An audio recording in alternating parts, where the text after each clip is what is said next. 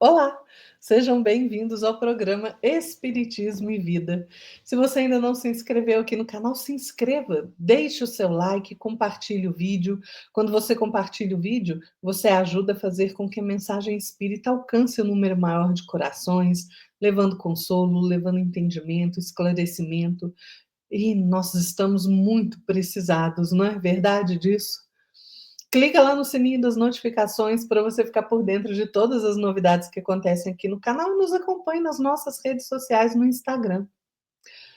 E hoje nós vamos falar sobre um tema que muita gente não gosta, né? E quando chegar a sua hora? A nossa hora de ir para o plano espiritual. E claro, né, a gente sempre pede a inspiração do mais alto, a inspiração de nosso Senhor Jesus Cristo, dos nossos mentores, para as nossas reflexões, para que sejam boas reflexões, não é? Mas vocês já pararam para pensar? Quando chegar a sua hora? A gente tem o hábito, né, de fazer plano para o futuro, sobre aquilo que a gente quer para a nossa vida, né, sobre o que nós queremos fazer. "Ah, eu quero fazer um curso disso, quero fazer essa viagem, né, quero reformar minha casa, quero comprar um carro novo, quero um emprego melhor, vou trabalhar, fazer esse curso para eu me aprimorar".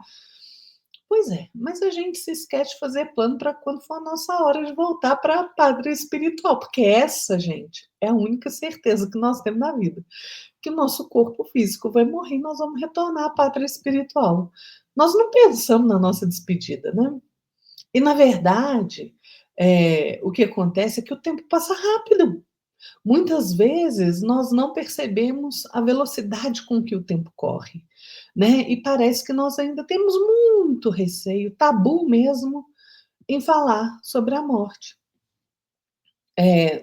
Nós, muitas vezes, nos dedicamos a tantas preocupações no dia a dia, no nosso cotidiano, e algumas são tão tolas, né, tão fúteis, e não temos a sensatez de nos ocuparmos, de parar para refletir sobre a única certeza que nós temos, que é realmente a nossa partida para o mundo espiritual pela porta da morte.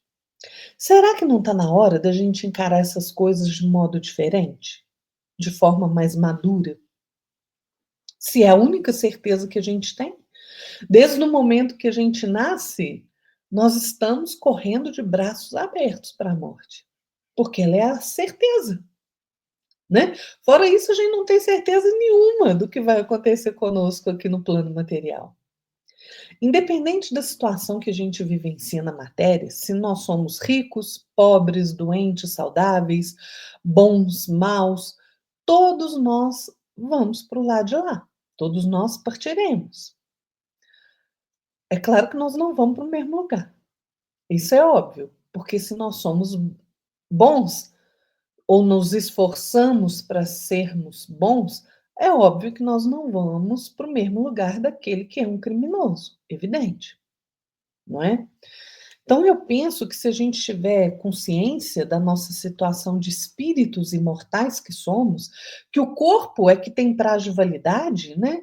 Nós teríamos mais responsabilidade com a nossa própria vida, né? Talvez encarar a morte como uma viagem ajude a pensarmos sobre ela, né? Quando a gente vai viajar, a gente não faz o nosso planejamento. Ah, para onde? Ou a gente sai, entra no carro e fala assim: ah, vamos ver para onde que a gente vai. Não, a gente não planeja. Onde nós queremos ir? Ah, vamos para tal lugar. Ok. E esse lugar lá, o que que eu vou visitar naquele lugar? Ah, eu quero ir em tal lugar assim, assim, assim. Ótimo, né? A gente não arruma a nossa mala? Ah, será que lá faz calor, faz frio? Ou alguém vai para a praia levando casaco? Não leva?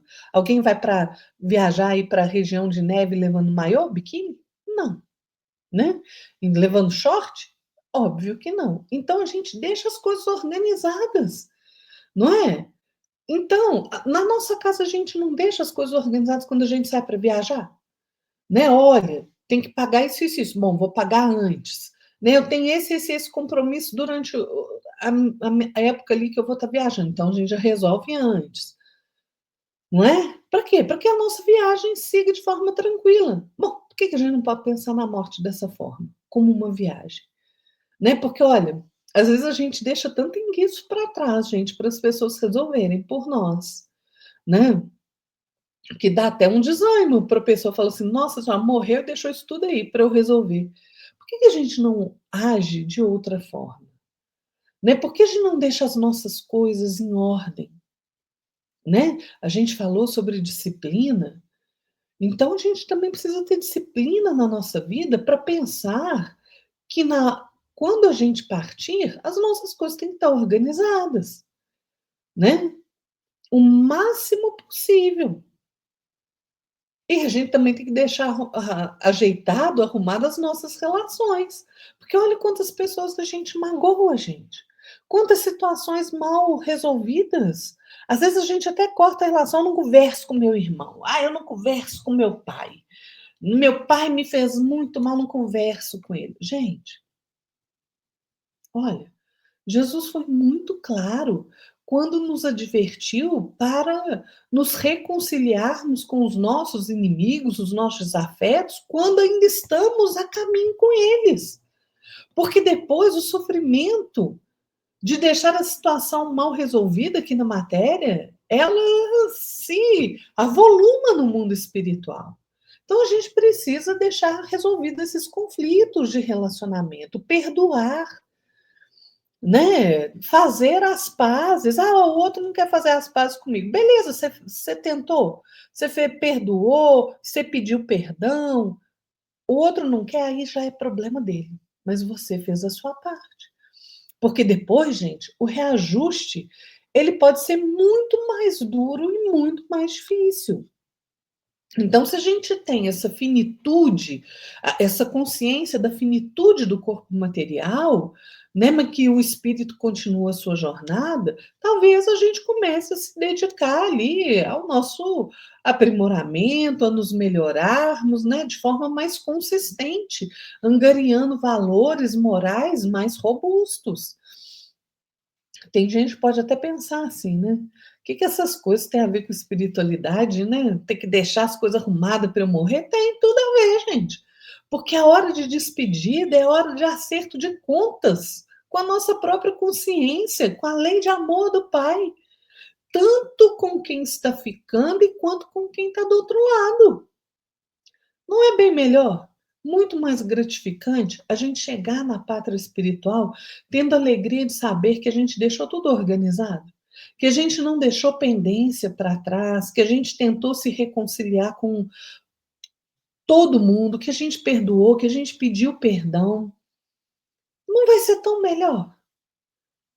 Então, organize a sua vida, compreendendo que a sua vida na matéria vai terminar. Então, é importante a gente deixar a nossa vida material, tudo que diz respeito à nossa vida material, organizado, para que as outras pessoas não tenham trabalho que seria nosso. Né? Por exemplo, e tem gente que deixa as coisas tudo desorganizadas, né? Escritura de casa, né? Seguro de vida, esconde, faz isso, faz aquilo. Gente, vamos ser claros com aqueles que dividem o espaço conosco, ter sinceridade, ter clareza, organização, disciplina. Porque assim, quando a gente chegar do lado de lá, a gente não vai ficar pensando, nossa, eu devia ter falado para minha esposa que o seguro de vida está em tal lugar, agora ela nunca vai achar. Vai fazer falta esse dinheiro para ela. Eu não falei para ela que eu fiz um seguro de vida. Pois é.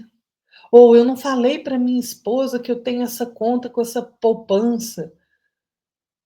Estou deixando o filho pequeno, esse dinheiro vai fazer falta. Deixa as coisas organizadas, claras, né? É assim que a gente deve agir, porque quando for a nossa hora, nós vamos nos deparar com a nossa consciência do lado de lá.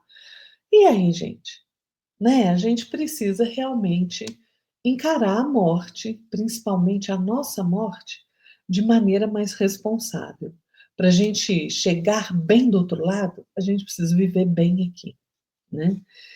Então vamos pensar nisso, quando for a nossa hora. Cornélio Pires, no livro Retratos da Vida, tem um lindo poema chamado Assunto de Morrer. E ele vai nos dizer assim: Quer você saber em carta, meu caro Joaquim Mamed, depois da morte do corpo, aquilo que nos sucede? A resposta necessária pede a gente tanto estudo que muito desencarnado neste ponto fica mudo. Digo, porém, a você, sem a menor pretensão, tanto a morte quanto a vida exigem preparação.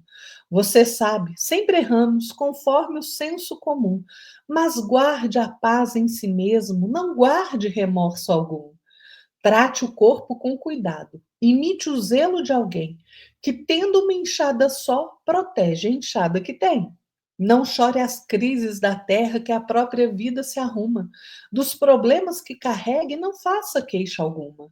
A favor da paz dos outros, ante a fé na qual se ampara, perdoe qualquer prejuízo, aguente tapa na cara.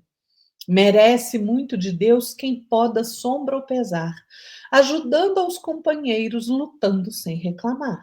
Trabalhe quanto puder, faça o bem. Não há ninguém sem valor, não pense mal de ninguém. Julgar os outros? Desista. É questão em que não entro. Cada qual mostra por fora aquilo que traz por dentro. Às vezes vemos na terra o crime ou a perturbação, mas lembre, vemos o mal, Deus considera a intenção. Fale menos, pense mais, cultive a comida pouca. Muita gente lembra peixe que se perde pela boca. No copo, muita atenção naquilo que se recebe. Em qualquer tempo, não tome água que gato não bebe. Quanto ao mais, cumpra o dever, recordando com juízo que a morte é assim como a lei, chega sempre que é preciso. Um poema muito interessante, né? O Cornélio Pires, sempre muito bem-humorado, mas fala verdades profundas. Vamos pensar, gente, nessa questão. Não tem tabu. Afinal de contas, a morte não existe. Nós somos espíritos imortais e a vida continua em toda parte. Fiquem todos na paz de nosso Senhor Jesus Cristo. E até a próxima. Tchau.